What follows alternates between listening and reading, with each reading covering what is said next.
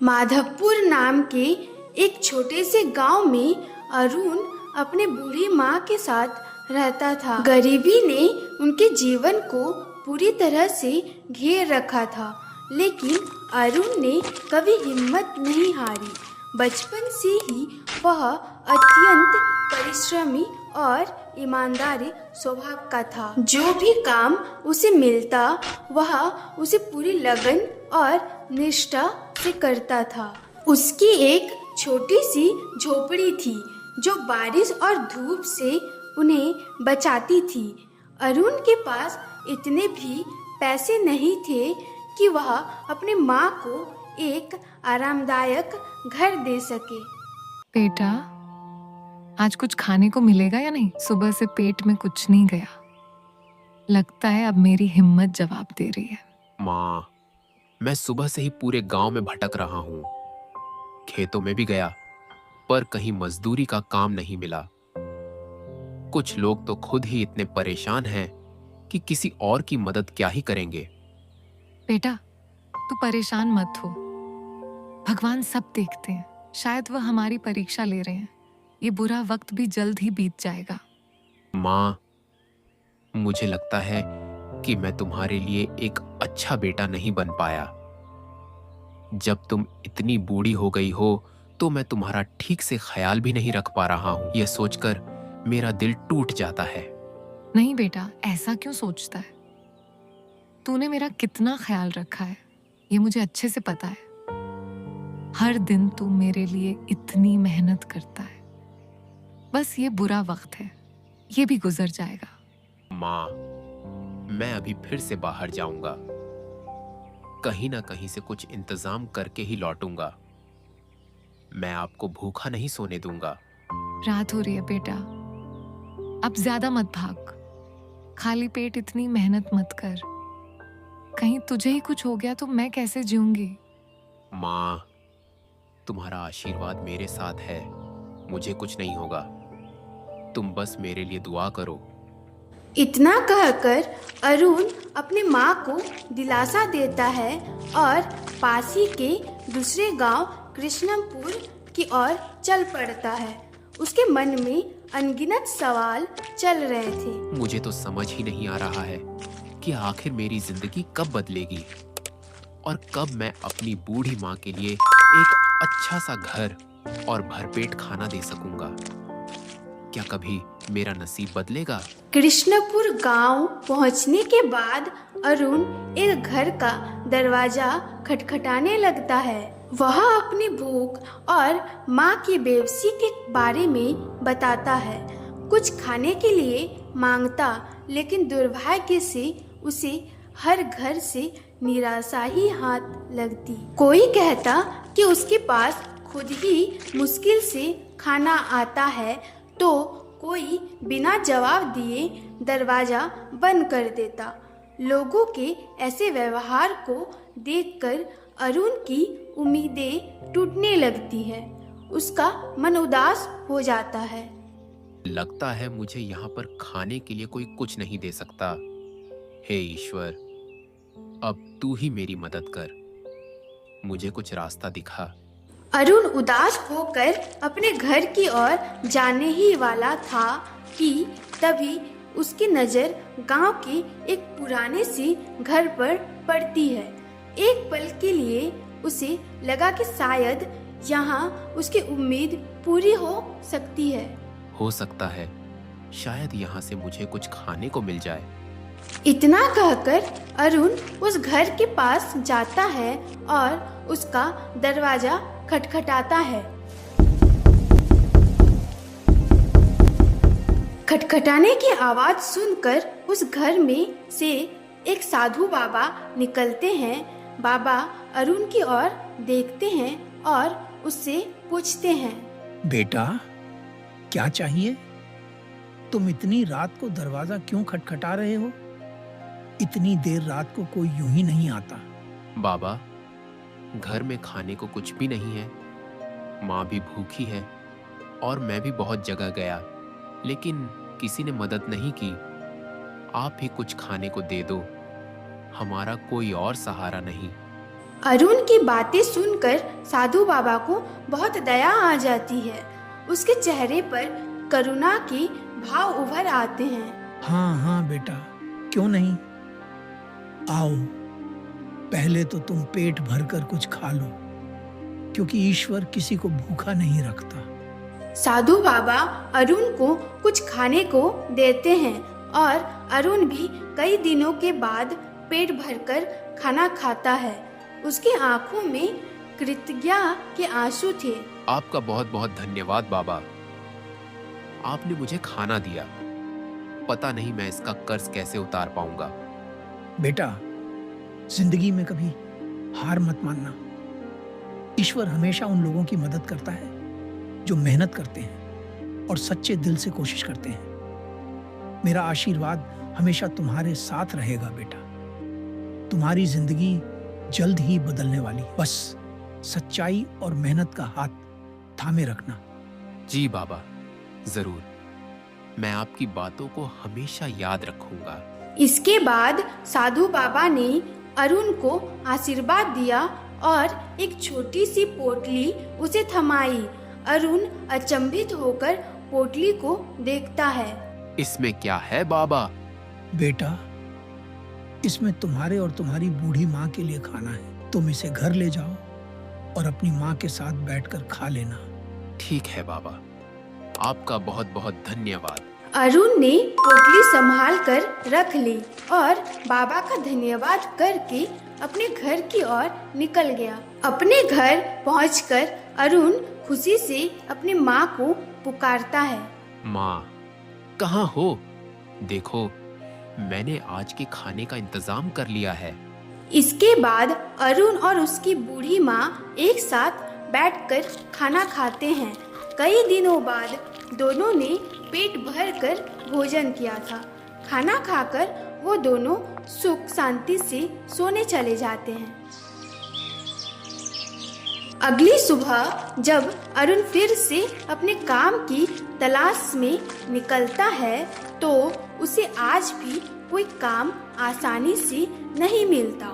वह काम की तलाश में इधर उधर भटकते रहता है।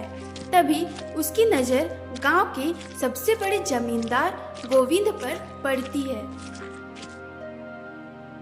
मालिक, मुझे कुछ काम दे दो। कल से मेरे घर में खाने का एक भी अनाज नहीं है। अगर आज भी मुझे कोई काम नहीं मिला तो आज भी हमें ऐसे ही भूखा रहना होगा। अरे नहीं, ऐसा नहीं होगा, क्योंकि मैं भी किसी मेहनती मजदूर की तलाश में हूं। अब तुम मुझे मिल ही चुके हो तो मेरी तलाश खत्म हो गई। मुझे अपने खेत में काम कराना है, लेकिन मैं वहीं बैठकर देखूंगा कि तुम ठीक से काम कर रहे हो या नहीं। ठीक है मालिक, आप वहीं पर मेरे साथ रहना। मैं आपको कोई शिकायत का मौका नहीं दूंगा। इसके बाद अरुण सेठ गोविंद के खेत में जाता है और पूरी लगन से काम करने लगता है। सेठ गोविंद पास ही के एक पेड़ के नीचे बैठ जाते हैं और अरुण की काम को देखते रहते हैं। अरुण दिन भर खेत में काम करता और उसकी मेहनत से प्रभावित होकर सेठ गोविंद उसे शाम को उसके दिन भर की मजदूरी दे देते। अरुण, मुझे तुम्हारा काम बहुत पसंद आया। अगर चाहो तो तुम कल भी यहाँ आकर काम कर सकते हो। मुझे ऐसे मेहनती लोगों की जरूरत है। जी मालिक, क्यों नहीं, मैं कल भी आऊंगा। इसके बाद अरुण अपने घर जाता है और उस दिन का राशन भी खरीद ले आता है।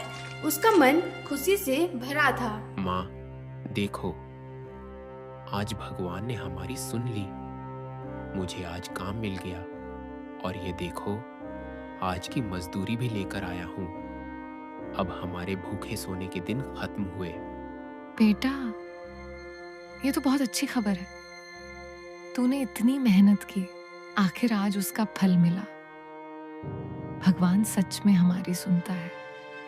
फिर उसकी बूढ़ी माँ खाना बनाती है और दोनों अच्छे से पेट भरकर खा लेते हैं। इसी तरह कुछ दिन बीत जाते हैं और अरुण रोज सेठ गोविंद के खेतों में काम करने चला जाता है। एक दिन अरुण सेठ गोविंद के खेत में काम कर ही रहा था कि तभी वह देखता है कि सेठ गोविंद उदास मन से एक पेड़ के नीचे बैठे हुए हैं। उसके चेहरे पर गहरी चिंता की लकीरें थी। मालिक, आज आप इतने उदास क्यों हैं? क्या हुआ? कोई गंभीर बात है क्या? अरे नहीं अरुण, कोई बात नहीं। तुम जाओ, जाकर अपना काम करो, मुझे अकेला छोड़ दो। मालिक, साफ साफ दिख रहा है कि आप उदास हैं। आप मुझे बताइए क्या परेशानी है। हो सकता है कि मैं आपकी कोई मदद कर सकूं।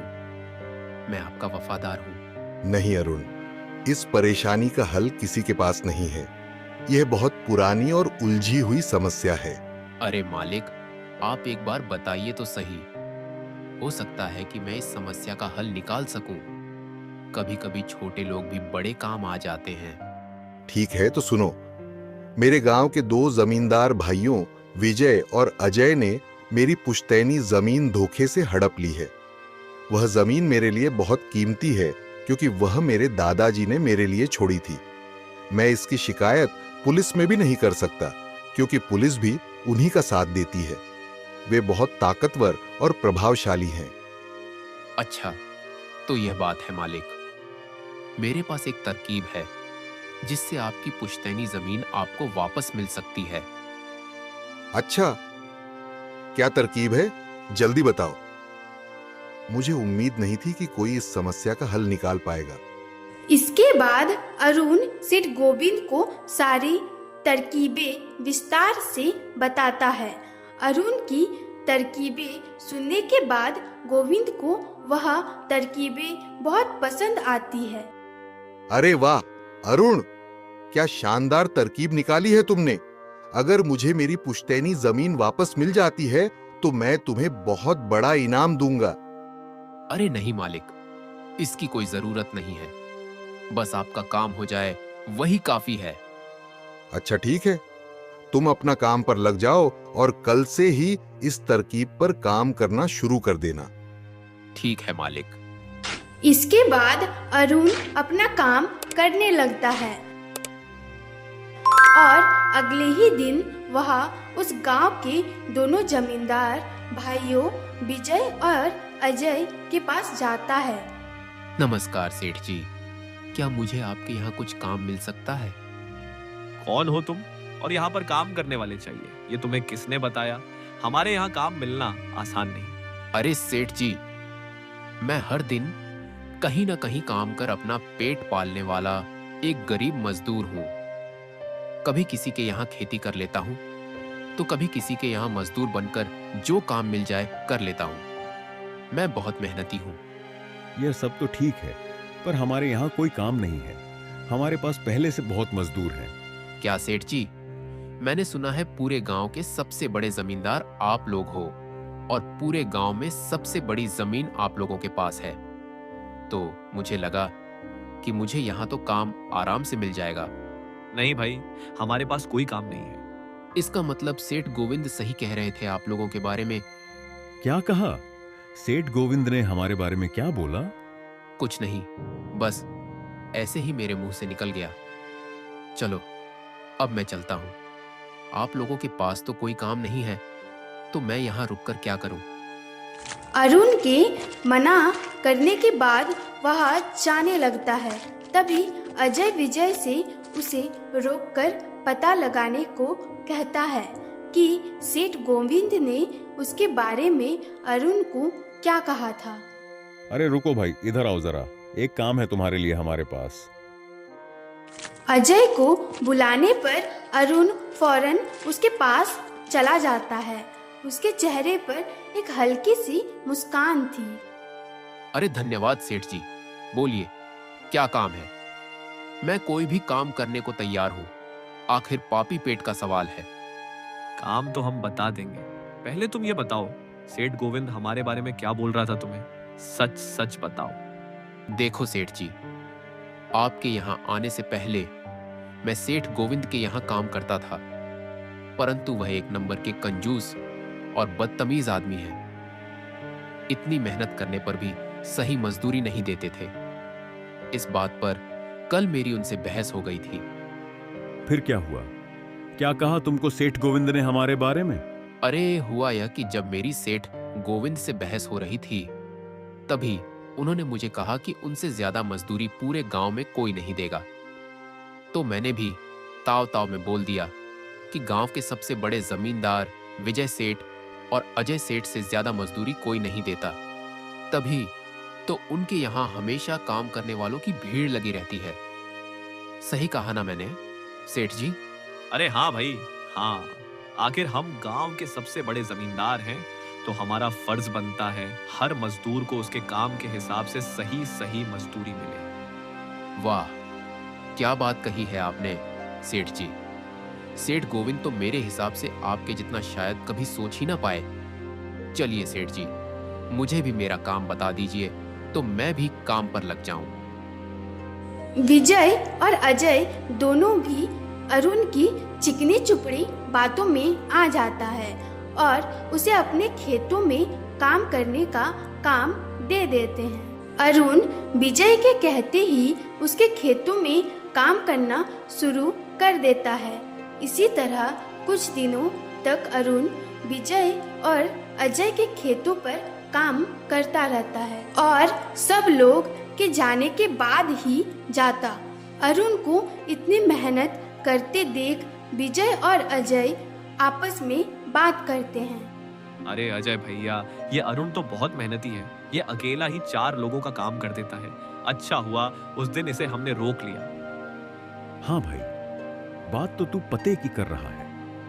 अच्छा हुआ अरुण को हमने अपने यहाँ काम पर रख लिया। वह बहुत मेहनती और ईमानदार भी है। आजकल के जमाने में ऐसा व्यक्ति मिलना घास के ढेर में सुई ढूंढने की तरह है। हाँ भैया, कुछ भी कहो, मेहनती तो बहुत है अरुण। इसके इतना काम शायद ही कोई करता होगा हमारे यहाँ। अरुण ने अपनी मेहनत और समझदारी से दोनों भाइयों का दिल जीत लिया था। इसी तरह कुछ दिन और बीत जाते हैं। रविवार की सुबह विजय और अजय अपने खेत के दौरे पर जाते हैं। जब वे अपने खेत पर पहुंचते हैं तो देखते हैं कि अरुण काम कर रहा होता है।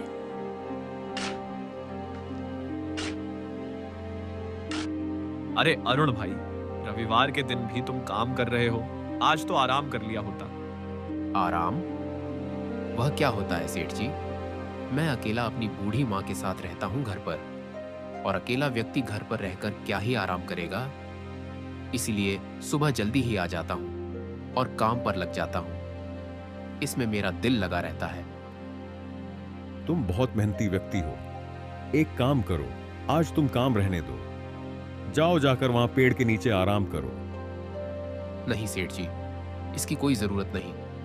आप लोग जाइए, मैं ठीक हूँ। मुझे काम करना पसंद है। ठीक है अरुण, फिर हम निकलते हैं। तुम्हारा जब मन करे अपने घर चले जाना। ठीक है सेठ जी। इसके बाद विजय और अजय खेत को अरुण के भरोसे छोड़ वहां से चले जाते हैं। अगली सुबह जब विजय और अजय अपने खेत पर आते हैं तो देखते हैं कि पुलिस वहां आई है। पुलिस को देखते ही दोनों दौड़े दौड़े आते हैं। उसके चेहरे पर डर और हैरानी साफ दिख रही थी। क्या हुआ इंस्पेक्टर साहब, आप यहाँ क्या कर रहे हो? हमने तो पहले ही इस जमीन के असली कागजात बड़े इंस्पेक्टर को दिखा दिए थे ना। अच्छा, ये जमीन तुम्हारी है ना? तभी तो तुम दोनों को अंदर करने आया हूँ। अंदर? मैं कुछ समझा नहीं इंस्पेक्टर साहब। आप कहना क्या चाहते हो? साफ साफ कहो। साफ साफ कहने की कोई जरूरत नहीं है। जरा अपनी नजर घुमाकर वहां देखो, तुम्हारी जमीन से क्या निकला है। इंस्पेक्टर शर्मा के कहते ही दोनों भाई जब पलट कर देखते हैं तो वहां उसकी जमीन में एक संदूक रखा था। अब बताओ, ये चोरी की संदूक तुम्हारी जमीन में क्या कर रही है? ये कहां से आया? ये कहां से आया हमारी जमीन में? हमें नहीं पता। चलो अब बहाना मत बनाओ। पहले गांव में चोरी करो और फिर अपनी जमीन में लाकर छुपा दो, और फिर बोल रहे हो ये क्या है? नहीं थानेदार साहब, हमने कुछ नहीं किया। ये सब कहां से आया इस जमीन में हमें नहीं पता। वाह, क्या बात है। तुम्हारी जमीन से इस गांव का चुराया हुआ संदूक निकलते ही अपनी बात पलट रहे हो। इस मामले से बचने के लिए दोनों भाई कुछ तरकीब लगाने की सोचते हैं कि तभी वहां अरुण आ जाता है। अरे सेठ जी, ये पुलिस क्यों आई है? कुछ हुआ है क्या? हाँ अरुण, देखो पता नहीं कहां से हमारी जमीन में ये गांव का चुराया हुआ संदूक आ गया है। अब क्या करें? क्या संदूक? यह कहां से आ गया? यह तो बहुत बड़ी मुसीबत में आ गए आप दोनों मालिक। हाँ अरुण, अब तू ही कुछ तरकीब बता जिससे हम इससे बाहर आ सके। तू ही हमारा सहारा है। तीनों को खुसुर फुसुर करता देख इंस्पेक्टर शर्मा कहता है, चलो अब कोई तरकीब मत बनाओ। दोनों में से एक भाई तो पक्का जाने वाला है जेल में। अब तुम दोनों ही फैसला करो कौन जाएगा। इंस्पेक्टर साहब, हमें बस 5 मिनट दीजिए, अभी हम फैसला करके आते हैं कौन जाएगा जेल। ठीक है, जल्दी जल्दी तय करो किसको लेकर जाऊं मैं जेल। ठीक है इंस्पेक्टर साहब। अरुण, विजय और अजय इंस्पेक्टर से थोड़ी दूर पर चले जाते हैं। देखो मालिक, दोनों भाइयों के फंसने से अच्छा है कोई एक भाई फंसे। अब आप लोग सोचिए कौन जाएगा जेल। अरुण भाई, हम दोनों ही अंदर नहीं जाना चाहते। कोई तरकीब लगाओ भाई, जिससे हम दोनों बच जाए। मालिक, एक बात बोलूं, इस संदूक को देख के तो लगता है कि यह संदूक किसी बड़े आदमी का है। अगर उन्हें पता चला कि आपने चोरी की है तो आपको उम्र कैद तो जरूर होगी। विजय सेठ पहले से डरा हुआ था और अरुण से यह सुनते ही विजय डर के मारे फटाफट पूरी कहानी अरुण को बता देता है। देखो अरुण भाई, सच्ची सच्ची कहूँ, ये जमीन तो हमने बस कुछ महीने पहले ही हड़पी थी अपने चचेरे भाई सेठ गोविंद से। विजय से जमीन हड़पने की बात सुन अरुण ऐसा बर्ताव करता है कि जैसे उसे कुछ पता ही नहीं है इस बारे में। क्या कहा मालिक? हड़पी थी जमीन? मैं कुछ समझा नहीं, जरा साफ साफ बताइए। विजय की जमीन हड़पने वाली पूरी कहानी अरुण को विस्तार से बता देता है। विजय से पूरी कहानी जुबानी सुनते ही अरुण कहता है, मालिक, मेरे पास एक तरकीब है। तो एक काम कीजिए मालिक, आप सबसे पहले जाकर इंस्पेक्टर शर्मा को बोल दीजिए यह जमीन सेठ गोविंद की है। इंस्पेक्टर को बोलना हमने तो बस कुछ महीना पहले ही यह जमीन उनसे काम करने के लिए ली है, बाकी का मैं संभाल लूंगा। अरे अरुण, पर इससे तो हमारी जमीन हमसे छिन जाएगी, उसका क्या? नहीं मालिक, आप शायद मेरी तरकीब अब तक समझे नहीं। आप जब यह इंस्पेक्टर को बोलोगे यह जमीन सेठ गोविंद की है तो पुलिस किसको पकड़ेगी? सेठ गोविंद को। और सेठ गोविंद के अंदर जाते ही यह जमीन फिर से आप लोग हड़प लेना, समझे? इससे आप लोग भी बच जाओगे और जमीन भी आपकी रहेगी। वाह अरुण भाई, तुम तो बहुत दिमाग वाले हो। आज तक तो तुमने हमें अपने बल से प्रसन्न किया था, पर आज तुम्हारी बुद्धि हमारी जान भी बचाएगी। अरुण की तरकीब सुन तीनों इंस्पेक्टर के पास जाते हैं और इंस्पेक्टर को सब वैसे ही बोलते हैं जैसे अरुण ने उसे कहा था। इंस्पेक्टर साहब, ये जमीन हमारी नहीं है। हमने तो बस काम करने के लिए ये जमीन हमारे चचेरे भाई सेठ गोविंद से ली थी। वाह, जब तुम खुद फंस गए हो तो अब किसी और को फंसाकर अपने आप को बचाना चाहते हो। नहीं साहब, आपको विश्वास नहीं हो रहा तो अरुण से पूछ लीजिए। ये हमारे पास बस अभी काम कर रहा है, इसके पहले यह सेठ गोविंद के पास काम करता था। बोलो अरुण, यह जमीन किसकी है? अरुण से यह सब सुनने के बाद इंस्पेक्टर शर्मा अरुण को सेठ गोविंद को बुलाने बोलते हैं। अरुण फौरन जाकर सेठ गोविंद को बुला लाता है, पर सेठ गोविंद अपने साथ पूरे जिले के बड़े इंस्पेक्टर कुमार को लाते हैं। सलाम सर जी। आप यहाँ? हाँ, बस यहाँ पास के गांव में संदूक की तलाश कर रहा था तो भीड़ देखकर यहाँ चला आया। बोलो, यहाँ क्या चल रहा है? देखिए सर जी, इन दोनों विजय और अजय की जमीन से ये गांव से चोरी हुआ संदूक निकला है और अब ये लोग बोल रहे हैं कि ये जमीन सेठ गोविंद की है। नहीं सर जी, ये जमीन हमारी नहीं है। हम बस कुछ समय से यहाँ काम कर रहे हैं। आप हमारे पास काम कर रहे मजदूर अरुण से पूछ लीजिए। हाँ साहब, यह जमीन सेठ गोविंद की ही है। मैं कैसे मान लूं कि ये जमीन सेठ गोविंद की है? मेरे यहाँ का इंस्पेक्टर तो कह रहा था इस जमीन पर केस चल रहा है और ये जमीन शायद तुम्हारे हवाले हुई है, और अब तुम बोल रहे हो ये जमीन सेठ गोविंद की है। नहीं साहब, हम बस इस जमीन को हड़पने की साजिश कर रहे थे, पर अब हमें नहीं चाहिए ये जमीन। अगर आपको चाहिए तो हम वह केस भी वापस ले लेंगे। अरे साहब, यह तो मेरी संदूक है। दरअसल कल मैं ही यह संदूक के बारे में रिपोर्ट लिखवाने आया था। ये सब तो हमारा प्लान था, इन दोनों के मुंह से सच्चाई सुनने के लिए। सेठ गोविंद से यह सुनते ही दोनों भाइयों के पैरों तले जमीन घिसक जाती है। अरुण को भी इस प्लान में शामिल देख दोनों भाई को समझ आता है कि यह सब सेठ गोविंद और अरुण ने मिलकर किया है। हमें माफ कर दीजिए इंस्पेक्टर साहब, हम लालच में आ गए थे। हम आज के बाद ये गलती कभी नहीं करेंगे और ये जमीन भी सेठ गोविंद चाचा को वापस दे देंगे। दोनों को इतना गिड़गिड़ाता देख सेठ गोविंद दोनों को माफ कर देते हैं। इंस्पेक्टर कुमार को भी इन्हें नहीं ले जाने देते हैं और अपना केस भी वापस ले लेते हैं। सर, मैं अपना केस वापस लेना चाहता हूँ। अब इन दोनों को सबक मिल गया है। ठीक है सेठ गोविंद, जैसा आप चाहें। सेठ गोविंद के केस वापस लेते ही इंस्पेक्टर कुमार और इंस्पेक्टर शर्मा वहां से चले जाते हैं। धन्यवाद चाचा, आपने हमें माफ कर दिया। आज के बाद हम ऐसी गलती कभी नहीं करेंगे। ठीक है विजय, कोई बात नहीं। बस यह याद रखना कि एक जमीन के टुकड़े के लिए तुम्हें अपनों के साथ कभी छल नहीं करना चाहिए। तुम्हारे बुरे समय में तुम्हारे अपने तुम्हारा साथ देने आएंगे। जमीन का क्या है, कभी मेरी तो कभी तुम्हारी। अरुण, तुम्हारा बहुत बहुत धन्यवाद। तुमने मेरी पुश्तैनी जमीन वापस दिला दी।